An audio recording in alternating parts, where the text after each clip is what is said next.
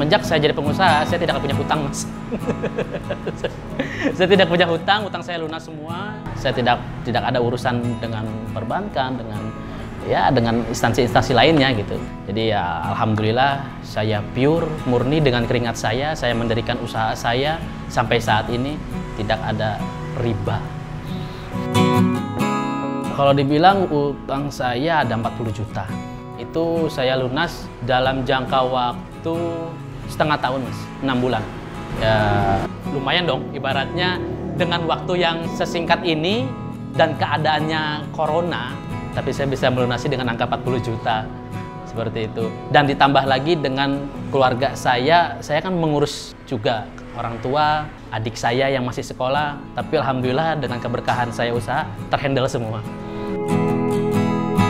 Jadi saya pun juga pernah merasakan yang namanya depresi, Mas ya. Yang habis di PHK itu kan, wow luar biasa. Saya mesti bagaimana. Saya sempat keluntang-keluntung, Mas, kurang lebih 1 bulan. Saya hampir hidup saya itu mungkin ya tidak terarah ya gitu ya. Saya harus bagaimana, sedangkan kehidupan saya berjalan terus. Saya makan harus tiap harinya, seperti itu. Biaya gonok gini, cicilan apa segala macam itu tiap bulannya harus, nggak ada libur. Sedangkan saya nggak ada penghasilan. Itu saya sempat di masa-masa saya di paling rendah, paling bawah. Tapi dengan kekuatan atas izin Allah, saya memperbaiki diri. Apa dalam segi apa? Saya mendekatkan diri dan saya memperbaiki hubungan saya dengan Allah. Itu satu. Kedua, saya meminta doa restu sama orang tua saya, terutama ibu ya. Saya meminta doa restu. Dan ketiganya, rajin-rajinlah bersedekah. Bersedekah itu tidak jatuh miskin, tidak akan kekurangan harta. Nih, saya saksinya nih, yang udah merasakan, itu benar-benar luar biasa. Allah menggantikannya yang benar-benar luar biasa. Yang mungkin saya harapannya hanya sekian, tapi Allah melebihi dari apa yang saya harapkan.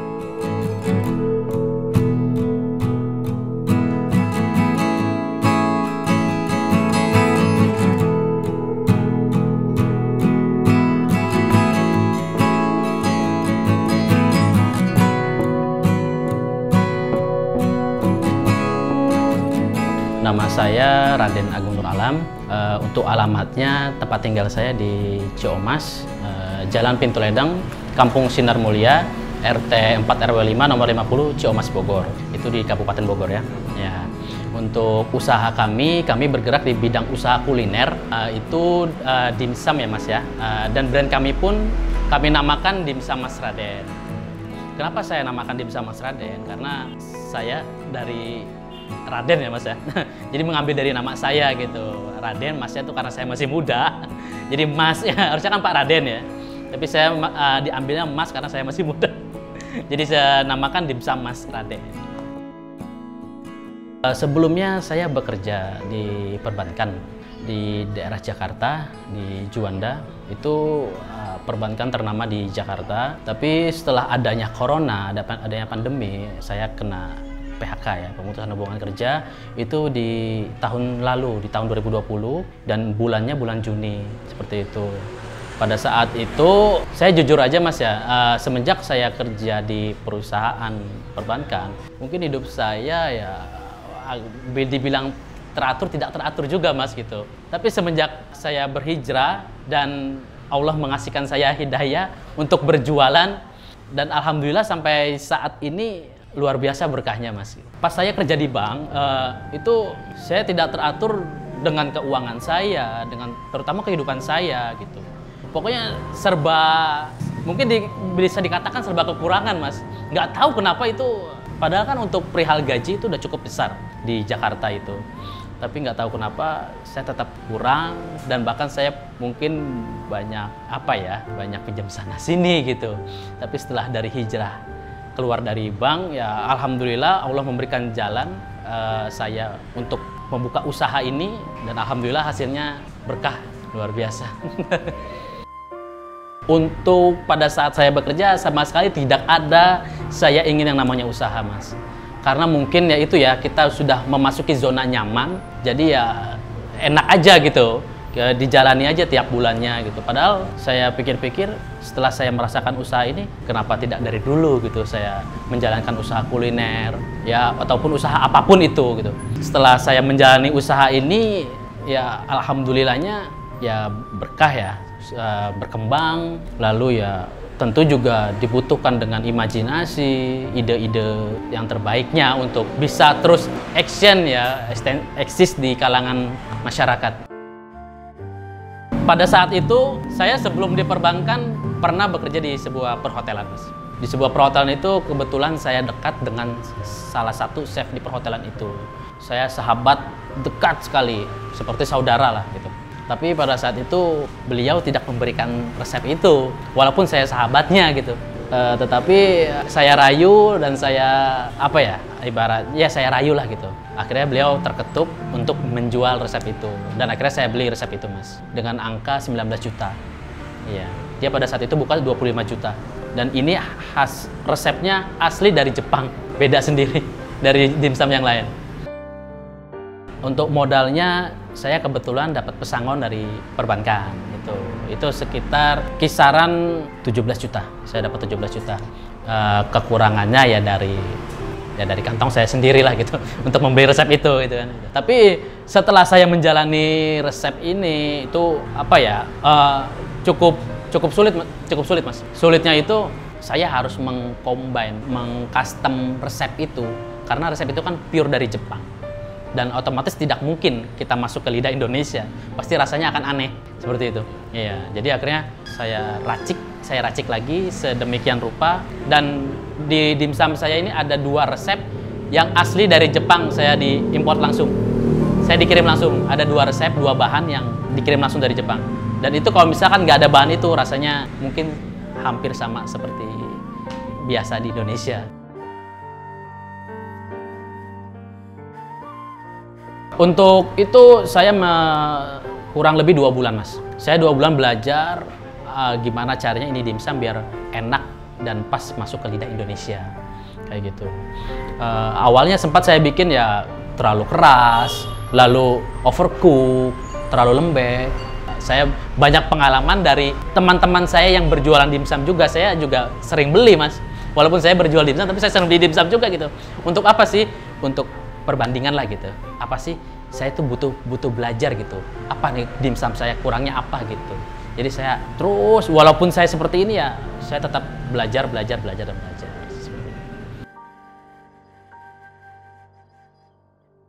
Pada saat saya ketemu resepnya itu, saya mencoba memberanikan diri untuk menawarkan ke teman-teman saya, kerabat terdekat saya, pokoknya yang saya kenal saya tawarkan.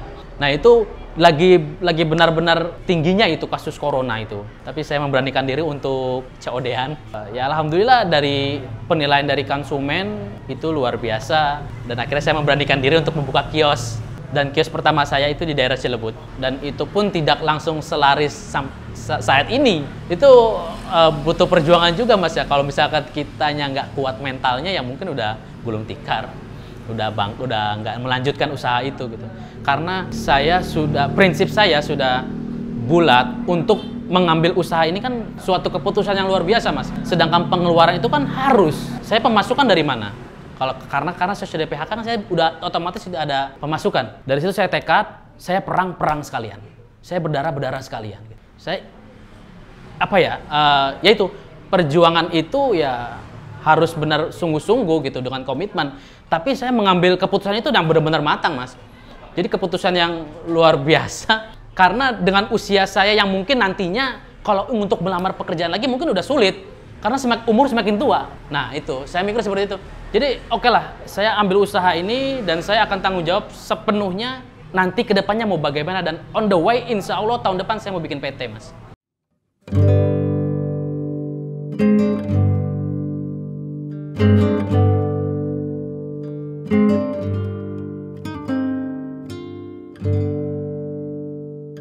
Pada saat saya pembukaan kios pertama itu tidak selaris saat ini, Mas. Itu sehari itu mungkin paling ramai itu 1 orang yang beli, Mas. Bahkan sama sekali tidak ada yang beli. Untuk perkenalan produk saya ini luar biasa gitu karena dimsum itu kan sebetulnya kan makanan mewah. Tapi bagaimana saya mengkombin si dimsum ini biar bisa dicicipi oleh kalangan siapapun.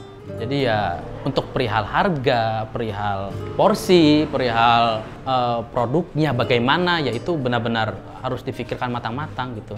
Karena kalau kita ngasih harga sembarangan atau produknya tidak enak, ya mungkin orang juga gimana mau beli. Seperti itu. Nah itu, jadi pada saat saya pembukaan pertama itu bahkan sampai nggak ada yang beli Mas sehari itu, dan ada beli pun sehari itu satu orang gitu. Tapi saya tetap tekuni itu dengan kontinu, dengan sabar. Akhirnya saya mendaftarkan diri ke ojek online ya, ke ojek online lah seperti itu. Dan mungkin alhamdulillah ada respon meningkat. Akhirnya saya mencoba buka cabang lagi di daerah Bojonggede dan sudah mulai terkenal lah gitu produk dari Dimsum Mas Raden. Akhirnya saya berhijrah ke bagian kota Bogornya, lalu ke Tangerang, di Depok, di Bekasi, dan terakhir ini saya lagi proyek di Cicurug di daerah Sukabumi.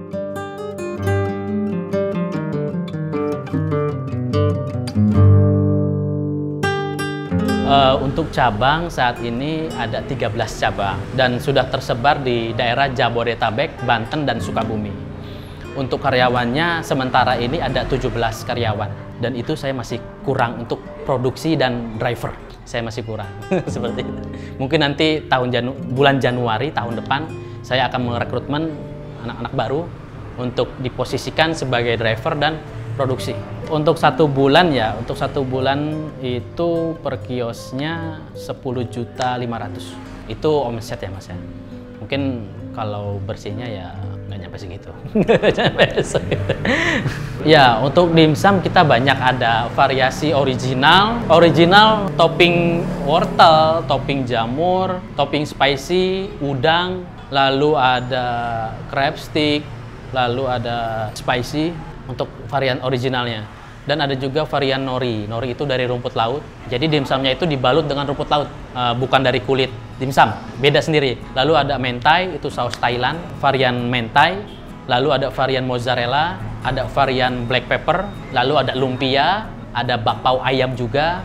Kita sudah mengkombin. Nanti next saya akan buka lagi yang baru itu tom yum.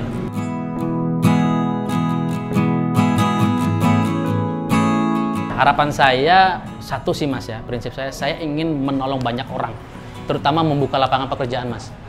Di keadaan seperti ini orang-orang, terutama faktor ekonomi itu pasti sangat berpengaruh.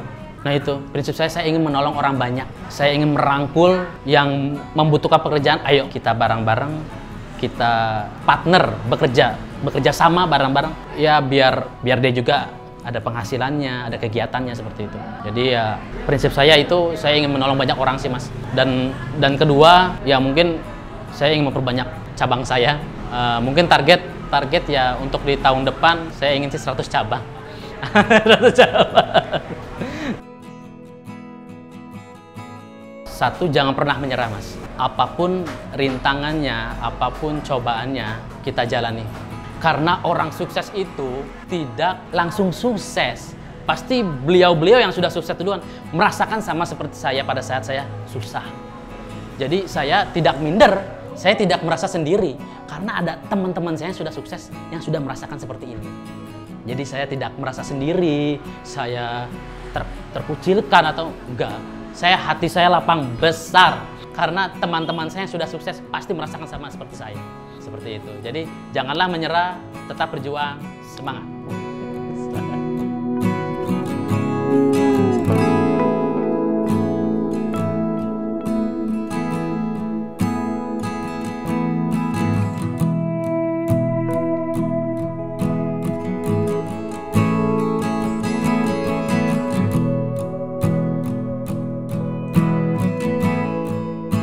Oke, untuk teman-teman semuanya, khususnya di Halo Bos, jangan lupa untuk mengorder dari Dimsum Mas Raden. Bagaimana untuk pesanannya, kita ada tersedia di ojek online. Lalu kalau misalkan memang di kiosnya, kita tersedia ada di Bogor, di Bekasi, di Tangerang, Sukabumi. Pokoknya di Jabodetabek, Banten, dan Sukabumi. Kita udah ada 13 cabang. Nanti untuk info lebih lanjutnya bisa dicek di website atau di Instagram kami.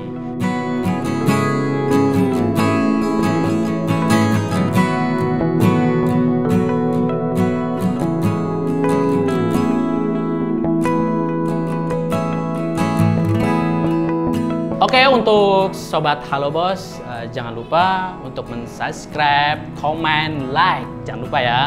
Karena memang ini acara yang memotivasi untuk calon-calon pengusaha muda, khususnya di Bogor.